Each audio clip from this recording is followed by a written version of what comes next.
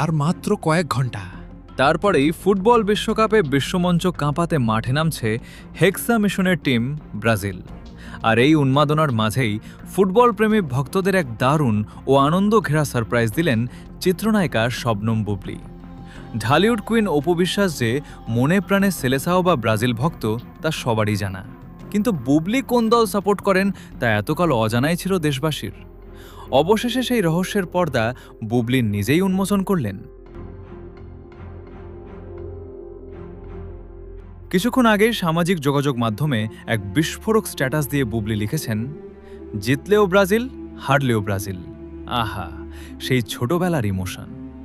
শুধু তাই নয়, নিজের শৈশবের সাম্বা ম্যাজিকের আবেগকে ফুটিয়ে তুলতে বুবলি সেখানে লিখেছেন ফুটবল কিংবদন্তি রোনালদো, কাকা, রবিনহো এবং রোনালদিনহোর নাম।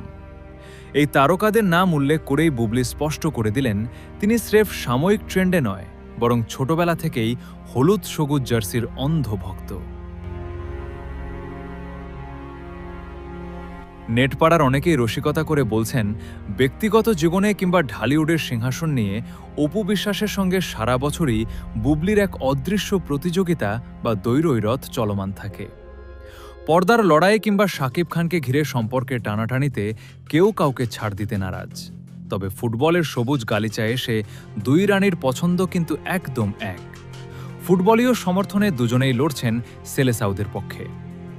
বাস্তব জীবনের শত পার্থক্যের মাঝেও ব্রাজিলের এই একটি জায়গাতেই যেন মিলে গেলেন অপু ও বুবলি।